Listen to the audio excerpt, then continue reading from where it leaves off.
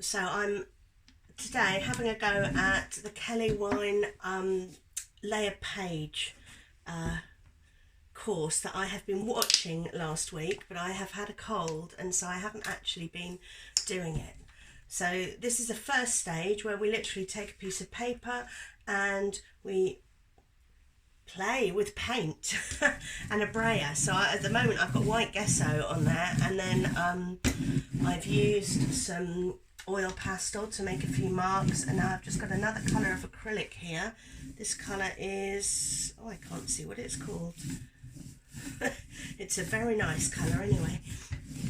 And I'm just layering up the very first layer. This is a week-long course and there are layer upon layer upon layer, and I cannot wait to get this started. Now this brayer seems to be making a few interesting scratch marks on there as well. So I think that's it for the first piece. I'll put that to one side. For this one, I've actually got different coloured paper to begin with. So the first thing is to do some mark making. So I've got these lovely Stabilo stubbies. I love these, and it's just about really making some marks on the page. I'm going just for some vertical lines here today. Yeah, I think that's enough. And then we get our gesso. Now I've got some gesso here which I've just, there's not much left, so I'm literally going to whop it out of the pot there. I've mixed it with a little bit of water just to make it so it comes out a little bit easier because it's not that thick. Now I'm just going to roll over, and you can see with these Stabilos, they actually are water soluble, so they take up some of the paint and it changes the marks that have been made. Now the roller that I'm using here is a wooden one. It's absolutely fabulous. It's very old, not sure how old, but I get a lot of really interesting tools and bits and pieces from a place called Workaid, which is in Chesham in the UK. It's a wonderful charity. They recycle all sorts of things from sewing machines and lawn mowers, you name it. They can revamp it, and they ship it off in containers to Kenya, where people are then trained up in a trade, and they can use all of these things that have been donated.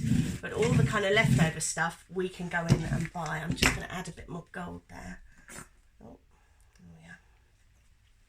So yeah, I get a lot of things from Workaid. It's definitely worth checking out if you live locally to me. So I'm not sure whether I like this. The black lines are very black. Let me see if I can cover that over with a bit more white, or I might just put it to one side if this doesn't work, and dry it, let it dry, and then see. But it doesn't really matter at this stage because, as I said, there's going to be lots and lots of layers. Okay. Yeah, that's slightly better. Okay, that one's going to dry now.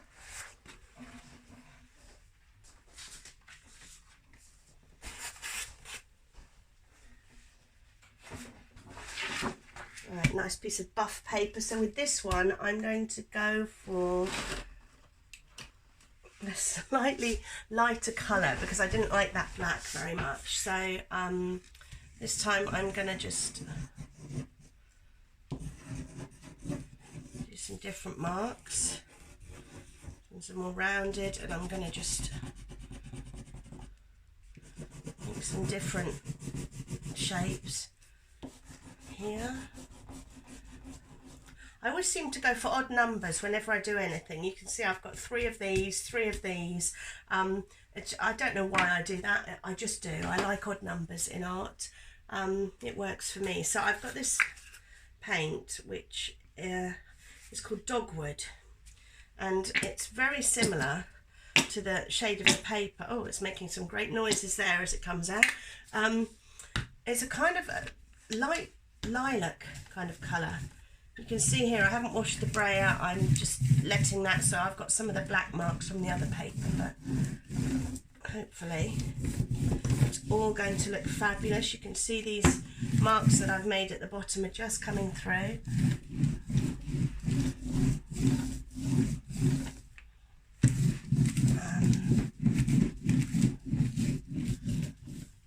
And if, like I've just done there, and you put too much paint on, what you can do is take another piece of paper that you haven't started on yet, just place that on top, press down all over, and that should remove, yes, that's beautiful, some of the paint there. That's wonderful. And now you can see the marks that I made originally just showing through. So I'm going to stop there with that one. Here we go. Oh, on days like this is where I think I need a bigger studio. And you know, I quite like that. That's the page that I've just taken off the other paint, but I really like these squiggle lines, and the marks from the crayon have actually shown through. So what might I do with this? Let me have a think. I may add a little blue and see what I can do with that. I may actually use this. This is just like a washing up sponge. As I said, I have all sorts of weird and wonderful things in my studio to paint with, so I may just use that to spread this paint just up the sides there. Nope, it's all moving. There we are. I can take some of the white that's on there and add that on, a bit from the brayer, see what's on there. Really push that paint round. Yeah.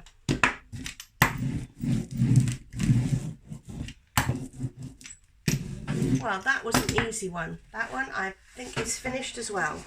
Okay. You can see here I'm going with a theme with my colours. I'm going for kind of lilacs, blues, those kind of colours. It's all going to come together at the end, hopefully. What shall I do with this one? I'll start with some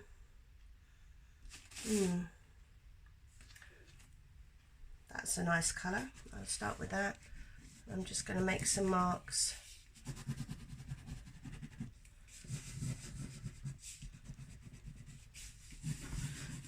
At this point it really doesn't matter what you do, because most of this is going to get covered up.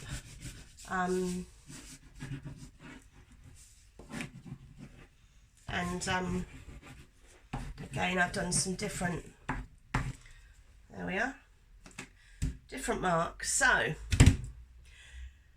what next? I think this one I'm going to use some gold. This is actually some of the acrylic pouring gold that I use. It's acrylic paint watered down with various different mediums. I think I've used a matte medium in that one. And again, I'm shaking the last remains of my gesso out of the pot. I really should have bought some more before I started this project, but I was so excited to start. I haven't got any more. Oh, this is a lovely combination with the teal blue and the gold coming through, and that's just lightened the gold using the white. Oh, I'm really liking this page. But according to Kelly, the trick is don't like the page too much. Otherwise, what's going to happen is you've got to cover it up, and you won't want to if you fall in love with the pages too early on. So another thing that I'm doing here is I'm just using the brayer and I'm pulling it across at different angles and leaving it so you can see these different lines, and it's just another way of getting some texture in. There's a lot of paint there on the side, so I'm going to bring that in. I like that.